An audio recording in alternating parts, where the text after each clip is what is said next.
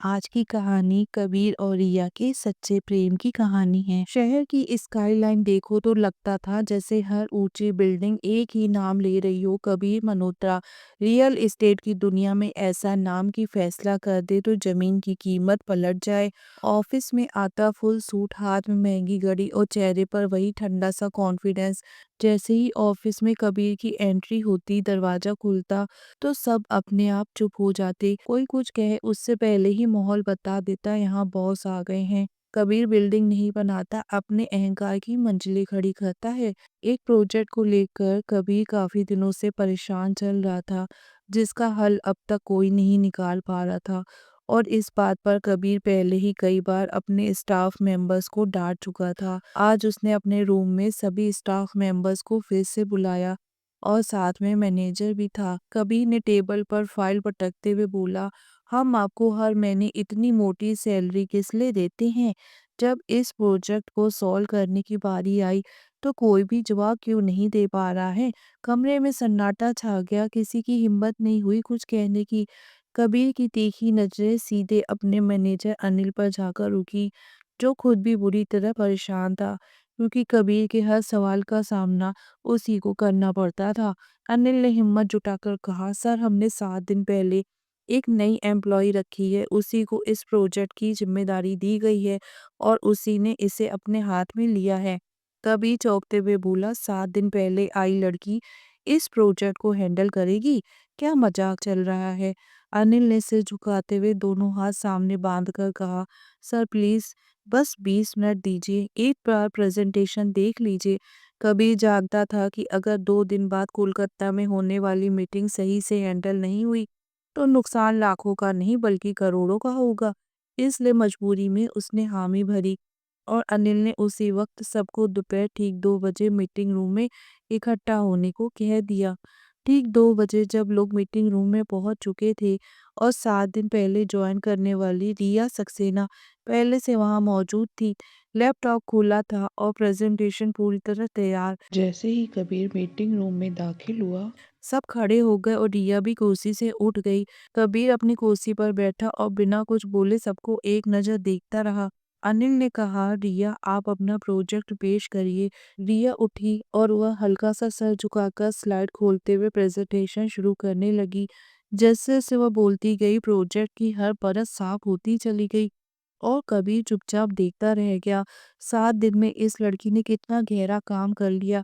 Staff members ने बीच बीच में सवाल पूछे, कोई स्ट्रक्चर को लेकर, कोई बजट को लेकर, और रिया ने हर सवाल का जवाब पूरे धैर्य और आत्मविश्वास के साथ दिया, बिल्कुल सधे हुए अंदाज में। आखिर में कबीर ने खुद सवाल किया, अगर इस बिल्डिंग की हाइट बढ़ाई जाए और स्पेस वही रखा जाए तो सेफ्टी और यूटिलिटी कैसे मैनेज करोगी? रिया बिना घबराए बोली, सर हाइट बढ़ने पर लोड डिस्ट्रीब्यूशन बदलेगा, लेकिन अगर कोर स्ट्रक्चर और फ्लोर प्लान को सही तरह से रीडिजाइन किया जाए तो सेफ्टी भी बनी रहेगी और स्पेस का सही इस्तेमाल भी होगा। इतना सुनते ही पूरे मीटिंग रूम में तालियां बजने लगी और कबीर के चेहरे पर पहली बार संतोष साफ दिखा। उसे यकीन हो गया कि अब वह बोर्ड मीटिंग में यह प्रोजेक्ट पूरे कॉन्फिडेंस के साथ रख पाएगा। मीटिंग खत्म होते ही कबीर सबसे पहले उठा, अपने खास स्टाइल में रिया की तरफ एक नजर डाली और बिना कुछ कहे सीधे अपने केबिन की ओर बढ़ गया। ऑफिस खत्म होने के बाद शाम को रिया के फोन पर मैसेज आया। लिखा था, रिया परसों आपको सर के साथ कोलकाता के लिए निकलना है, सुबह 6 बजे तैयार रहिएगा, गाड़ी आपको लेने आ जाएगी। रिया ने तुरंत रिप्लाई किया, सर मैं टैक्सी लेकर खुद पहुंच जाऊंगी, आप बस होटल का नाम बता दीजिए।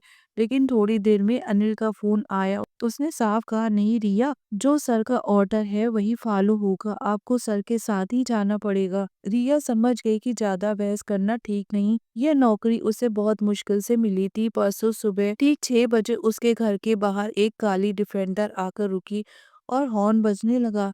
रिया को बाहर आने में 10 मिनट लग गए। जैसे ही वह गाड़ी में बैठने लगी, अभी दरवाजा बंद भी नहीं हुआ था कि आगे की सीट पर बैठे कबीर मल्होत्रा ने ठंडी आवाज में कहा, कबीर मल्होत्रा को इंतजार करने की आदत नहीं है, आपको यह बात नहीं पता थी, आप 10 मिनट लेट हैं। रिया ने बहुत ही नम्रता से कहा, सॉरी सर, आगे से ध्यान रखूंगी, और चुपचाप दरवाजा बंद कर लिया। कभी आगे की सीट पर बैठा, आंखों पर काला चश्मा लगाए और ड्राइवर यूनिफॉर्म पहने गाड़ी चला रहा था। लेकिन न तो कबीर का रुतबा और न ही उसकी महंगी गाड़ी रिया को जरा भी इम्प्रेस कर पाई और बिना कुछ बोले पीछे की सीट पर जाकर बैठ गई। गाड़ी तेज रफ्तार से हाईवे पर दौड़ रही थी। कबीर आगे की सीट पर चुपचाप बैठा था, कभी बाहर सड़क की तरफ देखता, कभी कलाई पर बंधी घड़ी को ठीक करता और बीच-बीच में आगे की शीशे से पीछे की सीट पर बैठी रिया पर एक नज़र डाल लेता। रिया ने कुछ देर बाद अपने बैग से छोटा-सा लैपटॉप निकाला और बिना इधर-उधर देखे अपने काम में डूब गई। उसका पूरा ध्यान स्क्रीन पर था, जैसे आसपास कुछ है ही नहीं और यही बात कबीर को बार-बार उसकी तरफ खींच रही थी। कुछ घंटों के सफ़र के बाद गाड़ी एक कैफ़े के बाहर रुकी, तो ड्राइवर ने पीछे मुड़कर कहा, "मैडम, आप नीचे उतरकर कॉफ़ी ले लें।" रिया ने शांति से जवाब दिया, "नहीं, मुझे ज़रूरत नहीं है" और गाड़ी में ही बैठी रही, जबकि कबीर बाहर उतर गया। थोड़ी देर बाद कबीर वापस आया तो देखा रिया अब भी उसी तरह अपने काम में लगी हुई थी। फिर कुछ और घंटों के सफ़र के बाद गाड़ी एक बड़े से 5 स्टार होटल के सामने आकर रुकी, जहाँ कबीर का मैनेजर अनिल पहले से मौजूद था। अनिल तेज कदमों से आया और कबीर का साइड का दरवाज़ा खोलते हुए बोला, "सर, सब अरेंजमेंट हो गए हैं।" कबीर नीचे उतरा तो उसके चमचमाते जूते होटल की रोशनी में और निखर उठे। चाल में वही ठहराव और रुतबा था जो उसे भीड़ से अलग करता था। रिया भी गाड़ी से उतरी, कबीर आगे आगे चल रहा था, रिया चुपचाप उसके पीछे।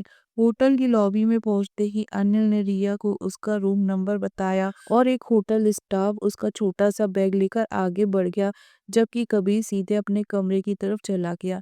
थोड़ी ही देर में रिया के फोन पर मैसेज आया, "शाम 4 बजे तैयार रहिए, होटल के कॉरिडोर में मिलना है, बोर्ड मेंबर्स के साथ प्रोजेक्ट मीटिंग है।"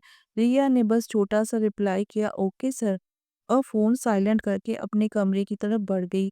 रिया अपने कमरे में पहुंची तो थोड़ी देर में कॉफी आ गई। उसने फ्रेश होकर आराम से लंच किया और फिर घर पर फोन किया।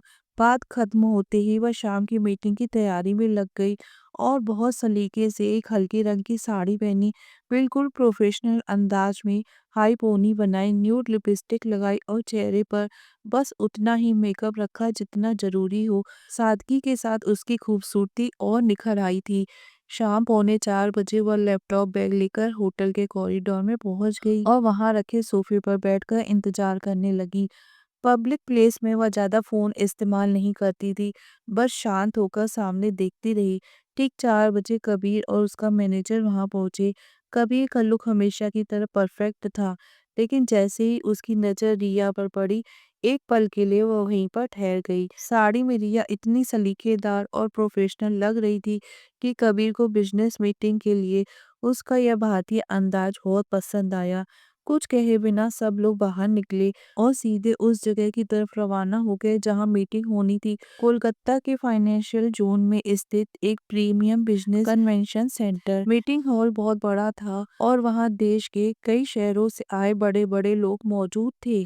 प्रोजेक्ट भी कोई छोटा नहीं था, बल्कि एक विशाल मॉल का, साफ शब्दों में कहा जाए तो, जो इसे सबसे बेहतर, बजट फ्रेंडली, मटेरियल फ्रेंडली और डिजाइन के हिसाब से सबसे मजबूत तरीके से पेश करेगा, वही यह प्रोजेक्ट पाएगा। और यह सम्मान की बात थी, क्योंकि कबीर मल्होत्रा कोई छोटा मोटा बिल्डर नहीं था। अगर यह प्रोजेक्ट उसके हाथ से निकल जाता है तो सिर्फ करोड़ों का नुकसान ही नहीं, बल्कि उसकी रेपुटेशन पर भी सवाल उठते। बाहर से कबीर जितना कॉन्फिडेंट दिख रहा था, अंदर से उतना ही बेचैन था। मीटिंग शुरू हुई, एक एक करके करीब 10-15 बिल्डर्स अपने मैनेजर या एम्प्लॉय के साथ आए और प्रेजेंटेशन देने लगे। किसी का डिजाइन अच्छा था लेकिन बजट बहुत ज़्यादा, किसी का बजट ठीक था लेकिन मटेरियल पर भरोसा नहीं हो पा रहा था और किसी की टाइमलाइन ही कमज़ोर लग रही थी। जब सब अपने प्रेजेंटेशन खत्म कर चुके थे तो अब बारी कबीर की आई। उसने बिना कुछ कहे रिया की तरफ देखा और इशारे से आगे बढ़ने को कहा। रिया ने सामने लगी बड़ी स्क्रीन पर प्रोजेक्टर चलाया और शुरू से लेकर आखिरी स्लाइड तक हर बात बेहद ही साफ और संतुलित अंदाज में रखी। उसका बजट भी मजबूत था, डिजाइन भी प्रैक्टिकली और मटेरियल भी ऐसा जिसे लंबे समय तक भरोसे के साथ इस्तेमाल किया जा सके। साथ ही टाइमलाइन भी बहुत रियलिस्टिक थी हॉल में बैठे लोग एक दूसरे की तरफ देखने लगे। तभी बोर्ड मेंबर्स में से एक डायरेक्टर ने सवाल किया, अगर मार्केट कंडीशन बदलती है और कॉस्ट अचानक बढ़ती है तो आप क्वालिटी से समझौता किए बिना इस प्रोजेक्ट को कैसे मैनेज करेंगे? सवाल सबके लिए था, लेकिन कोई भी ठीक से जवाब नहीं दे पाया। तब रिया ने शांति से कहा, सर हमने डिजाइन के हर हिस्से में फ्लेक्सिबल ऑप्शन रखे हैं जिससे जरूरत पड़ने पर लागत कंट्रोल की जा सके बिना स्ट्रक्चर या क्वालिटी को नुकसान पहुंचाए। इतना सुनते ही पूरे हॉल में तालियां गूंज उठी। बोर्ड मेंबर्स एक दूसरे की तरफ मुस्कुराकर देखने लगे और कुछ ही पलों में अनाउंस कर दिया गया कि यह प्रोजेक्ट कबीर बिल्डर को जाता है। कबीर को एक पल के लिए यकीन ही नहीं हुआ। वह जैसे भीतर से सन्न रह गया। फिर खुद को संभालते हुए खड़ा हुआ, हाथ मिलाने लगा और औपचारिकताएं निभाने लगा।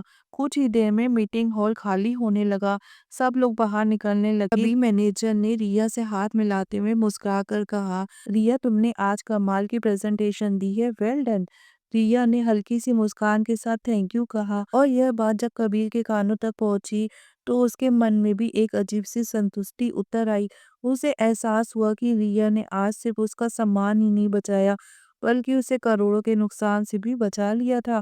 कबीर हैरान था क्योंकि उसके पूरे करियर में आज तक कोई ऐसा स्टाफ मेंबर नहीं आया था जो अपने काम को लेकर इतना सीरियस और हर सवाल का ठोस जवाब देने वाला हो। वह अंदर ही अंदर रिया से बेहद ही इम्प्रेस था, लेकिन अपने चेहरे पर उसने कुछ भी जाहिर नहीं होने दिया। सब लोग अपनी अपनी गाड़ियों की तरफ बढ़े और होटल पहुंचे। रात को करीब 10 बजे वापसी का वक्त हुआ। सब गाड़ी में बैठे, गाड़ी स्टार्ट हुई। रिया पूरे रास्ते चुपचाप बैठी रही, न आगे देख रही थी न पीछे। बस थोड़ा सा खिड़की से साइड में देख लेती, जैसे अपनी ही दुनिया में खोई हुई हो। उसके बैठने का अंदाज इतना सलीका भरा था कि कवि का ध्यान बार बार उसकी मासूमियत, उसकी सादगी और उसकी बॉडी लैंग्वेज पर चला जाता। गाड़ी के अंदर हल्की हल्की रिया की परफ्यूम की सुगंध फैल रही थी, जो कबीर के दिलो दिमाग को अनजाने में ही लुभाने लगी। कई घंटों के सफर के बाद रिया का घर आया। गाड़ी रुकी, रिया उतरी। उसने बिना कुछ कहे बस हल्का सा सिर झुकाकर कबीर की तरफ सम्मान में इशारा किया और अपने घर की तरफ चल पड़ी। कबीर उसे जाते हुए देखता रह गया और उसके मन में एक ही सवाल गूंजने लगा, लड़कियां मेरी एक झलक पाने के लिए बेताब रहती हैं। उस कबीर मल्होत्रा को इस लड़की ने ठीक से देखा तक नहीं। आखिर क्या खास है इस रिया में?